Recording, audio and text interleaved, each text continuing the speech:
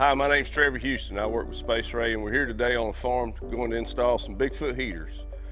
This particular application is a turkey farm, and so these heaters are going to be 90,000 BTUs. When the heaters are shipped to you, you'll get the burner boxes on a pallet, you'll get the body packages on a pallet, and some other accessories on separate pallets. But I just wanted you to get an idea of what you're looking at. All of our boxes will have labels with all of the parts and how many parts are inside of the box so that you can do a check and make sure you've got everything you need for a smooth installation. So the first thing we're going to do is attach our chain and attach our hangers to the screw hooks and start putting the body package together. All right, so what we've done here is we've cut our chain. We've got number 2 chain, each link's about 2 inches. And we've actually cut 10 links, that gives us a total of 20 inches. We need a 12-inch space between the top of the reflector and your sealing material. So giving us an extra 6 inches for the body itself for the reflectors should work out to just what we need at about 12 inches clearance. And so we cut these chains, put them on both sides, and go ahead and hang our brackets in both locations. We know our burner box is 14 inches long, and the back side of our burner box will be suspended onto this truss. So we're going to measure 14 inches inward from this truss and make a mark on our tri-ply. That way we know how far to push our starter tube down, and we'll want the end of the flange of our starter tube to be directly under the 14-inch mark. You have some forgiveness here. If you're off a ½ inch one way or another, it's not really going to matter. Okay, so this is a shot from the ground. You can look up and you can see the flange is in line with the mark that we made on the ceiling. And now let's pan over and look at the crew while they're installing the U-bolts. And that mark that he marked on the tube is directly under the U-bolt. So we're good to go. So go ahead and finger tighten everything, guys, and we'll move on to the next step. We get the exhaust tube laid in the cradle there, and now we get our U-bolts and nuts together, and we can slide that exhaust tube over into position on the bracket where it's supposed to be. We want to make sure the end of this exhaust tube is lined up with the flange on the starter tube. So a turbulator is this cool little wavy piece of metal that when they're put together, they interlink and can go together, or you can use them as singles depending on which model of heater you're using. So in this PBF 90, the 90,000 BTU model, we will interlink these together and put them, and they interlink like this. It's pretty simple. Just put the slits together, you make a whole one, and then put the next one together and so forth. And we'll slide 5 of these into the exhaust tube. But in the starter tube, because it's a PBF 90, we'll only have 1. It just simply slides right there in the end of the tube. And once we get these interlinked and put together and slid down the exhaust tube, then we can put our elbow on and complete the body emitter package portion of our Bigfoot heater. All right, so the next thing we're going to do is put the U-bend on, install the U-bend. Yep. Notice how we're putting all the seams down to the floor. When tube is manufactured, it's one flat piece of steel. We roll it and make it into a tube.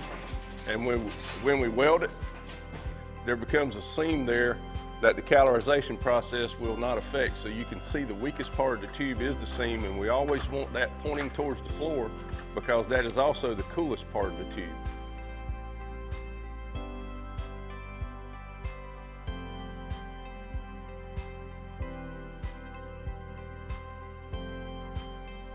Okay, so now it's time to hang the burner box. So we're gonna put on our spacer chain, and then we're gonna put our turnbuckle in place. The starter tube.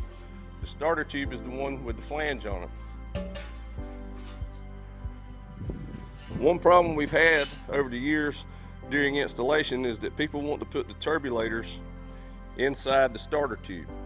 So we've added this label over the flange to hopefully bring awareness and alert you that the turbulators don't go in this tube. Now, there is one small exception. This is a 90,000 BTU unit, which means there will be a small section of turbulators inside this tube, but on the opposite end. They don't go in this end. Now we're going to take the sticker off the end of the starter tube, get it off the flange and get it out of the way. We've got the turnbuckle and the chain in place. Get all that cleaned up nice, and now we're going to hang this burner box. And you can hang that box right from the eye bolt that is manufactured on it and get the weight off of it, and that way it allows you an opportunity to swing it into place, put it right in line with that flange the way you want it to be. The gasket that comes with the heater needs to be installed onto the burner box over the studs. Then you swing the burner box into place, making sure the gasket stays nice and straight, and connect it to the flange on the starter tube. Okay, so now we're screwing the nuts onto the studs to connect the tube to the burner box. Finger tight first, of course, and now you can go ahead and tighten those down with a wrench as soon as you get them in place and you like the position of your burner box, making sure it's nice and straight and as level as possible.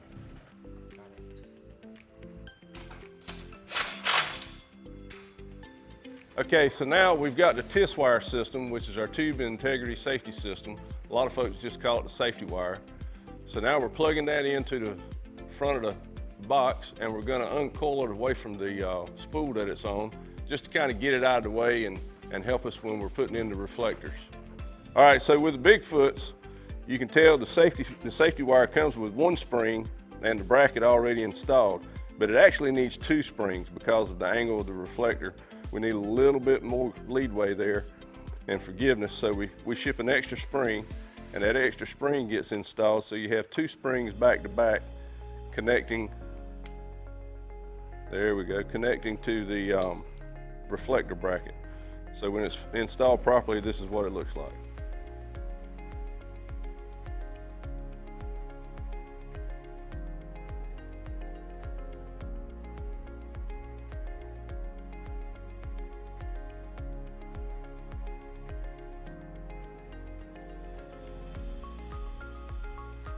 This support bracket that we're putting at the front of the heater is going to wind up being about 6 inches from the end of the burner box.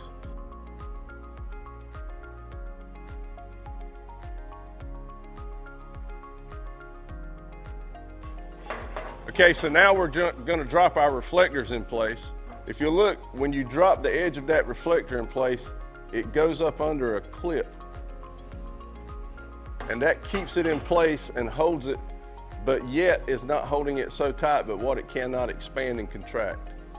Okay, so this is what we call a Z bracket, and it's got a screw in one side of it, and the other side is just a flat piece of metal. And what this does is it screws into the hanger bracket, and it allows the reflector to be held in place without popping out, but at the same time it doesn't hold it so tight that it pinches it and allows the reflector to expand and contract while the heater's working.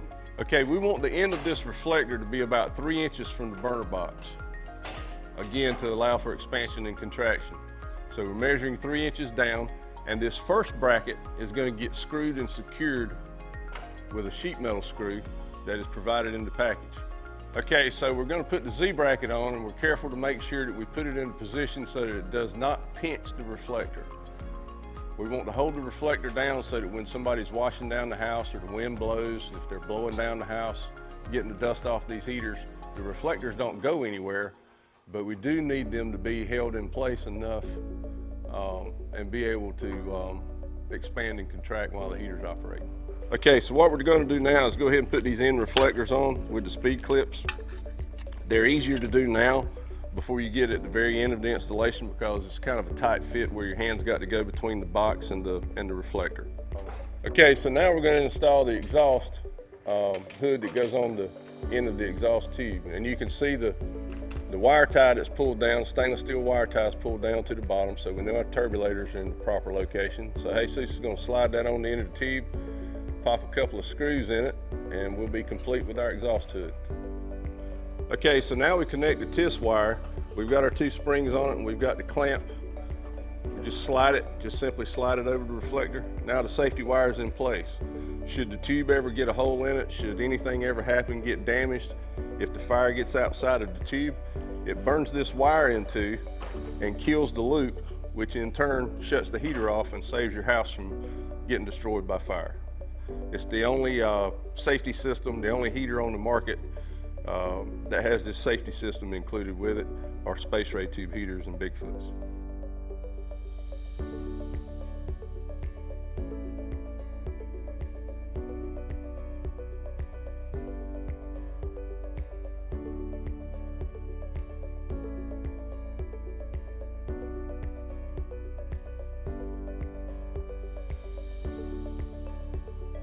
Okay, so now we're going to mount the end reflector kit onto the end of the Bigfoot heater.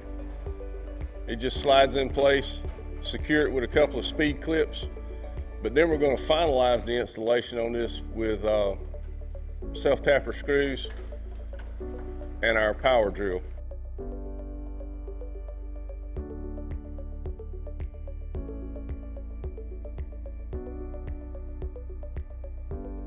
Thanks for joining us today, and I hope this installation video helps you with your installation. If you have further questions, please go to our website, spaceray.com. All of our literature, all of our installation manuals, and all of our products are available there. We appreciate your time and look forward to working with you in the future.